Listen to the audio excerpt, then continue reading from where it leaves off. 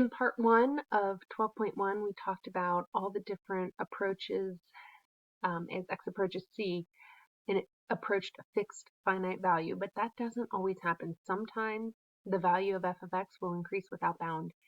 It'll go to positive infinity, or it'll decrease without bound, and it'll go to negative infinity, kind of like these next examples. So in example 4, they ask us to estimate each limit. So you can see as we trace along the blue function, 1 over the quantity x minus 4 squared, we get larger and larger and larger, and we approach infinity. As we go from the right, we get larger and larger and larger, and we approach infinity. And again, we know that there's going to be a vertical asymptote at x equals 4 because x cannot equal 4. So we expect there to be this kind of infinite discontinuity. You can see this also if you look at the graph.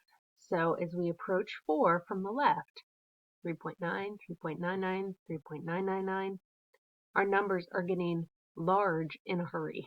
So we're approaching infinity. In this example, the limit as x approaches 0. From the left, it approaches negative infinity. From the right, it approaches positive infinity.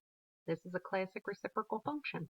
So the limit does not exist, but the single-handed limit, or the one-ended limit, from the left exists and the one from the right exists. However, they don't equal each other, so it does not exist. Let's take a look at 4a. If we were to graph this,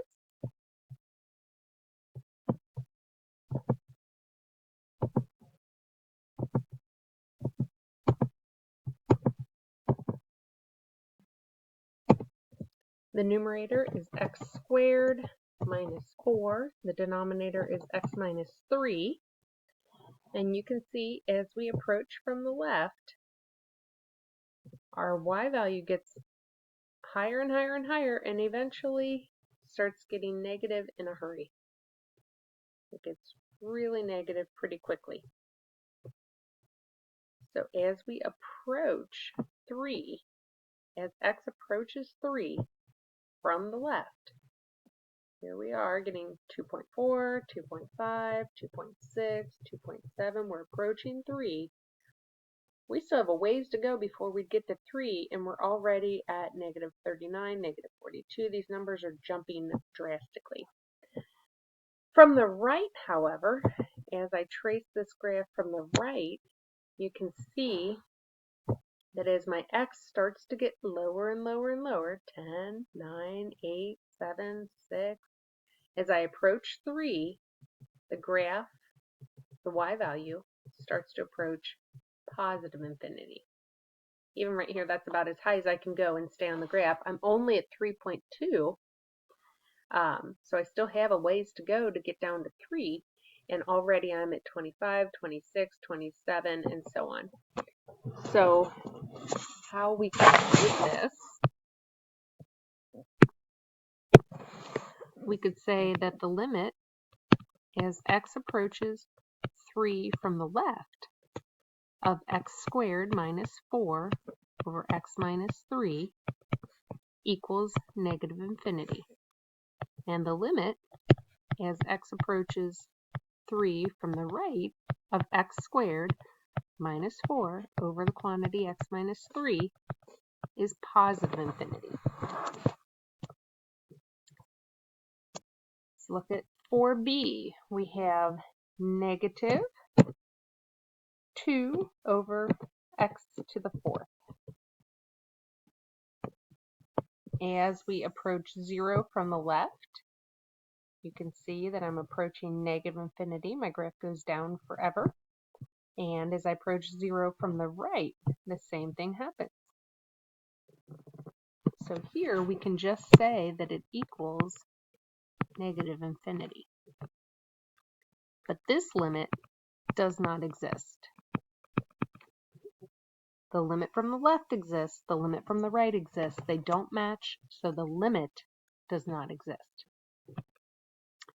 Okay, we can also think about estimating our limits at infinity with the concept of end behavior. We've done this before in algebra and early on in pre-calculus. Key concept. If the value of f of x approaches a unique number L sub 1 as x increases, then the limit as x increases to infinity of f of x is L sub 1, which is red. The limit of f of x as x approaches infinity is L sub 1. Similarly, if x approaches negative infinity of f of x, that limit can be read as L sub 2. So in lesson 2.4, it was a while ago, that was way back in the fall, early on in pre-cal, we learned that an unbounded behavior can be described by negative infinity or positive infinity. That's the vertical asymptote. We also learned that the value x equals some number, like here they're using c, is a vertical asymptote if the limit as you approach that number from the left is positive or negative infinity, or the limit as you approach that number from the right is positive or negative infinity. We're going to have a horizontal asymptote if the limit as x approaches negative infinity of f of x equals c, or as the limit as x approaches infinity of f of x equals c. So these are very abstract ways of thinking about these limits. It's good to make a note of it, but it doesn't really click or make a lot of sense until we look at it with real numbers and make it a little less abstract. So down here you can see we have the graph 1 over x, that same classic reciprocal function. The limit as x approaches infinity, this is approaching, y is approaching 0. And similarly, as x approaches negative infinity, it's also approaching 0. You can see it here on our table as well. The pattern of the output suggests that as x grows increasingly larger, f of x gets closer and closer to 0. Right here, the limit as x approaches negative infinity of this function. So here's a graph of the function. If we trace along this blue function towards negative infinity, we are approaching 2. Therefore, the limit as x approaches negative infinity is 2. As x decreases, f of x gets closer and closer to 2. That's our horizontal asymptote. Right here, we have this really unique function here. This is the function e to the x times sine of 3 pi x. That's a pretty intense function, I'm not going to lie. More so than a lot of the functions we've graphed. But we are familiar with trig, so you can see some of the oscillation. This is called a dampened function, though, because it is multiplied by another function. That's why it kind of doesn't just look like a typical sine curve. It actually kind of varies a little bit, kind of oscillates in between a couple of values. So as x approaches positive infinity, x decreases,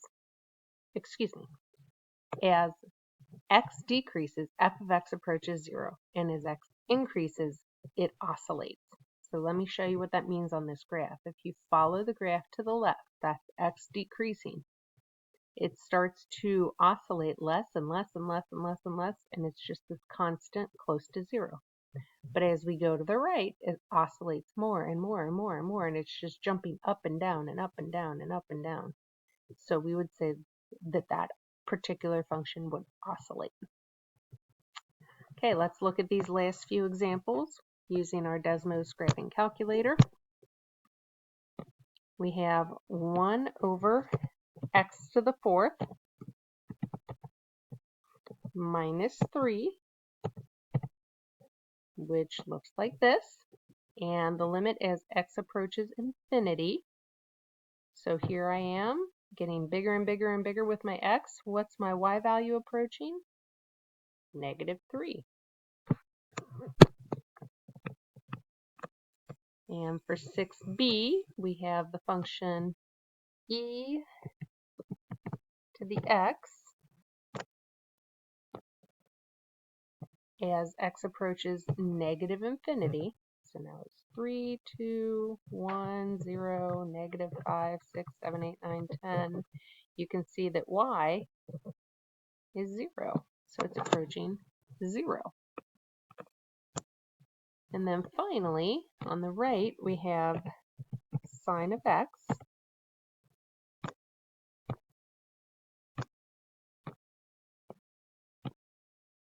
As we go to infinity, this function oscillates. First, it looks like it's approaching -1, then it approaches +1, then it approaches -1. As we go to infinity, it oscillates between -1 and 1, so that's what we could say. It oscillates between -1 and 1.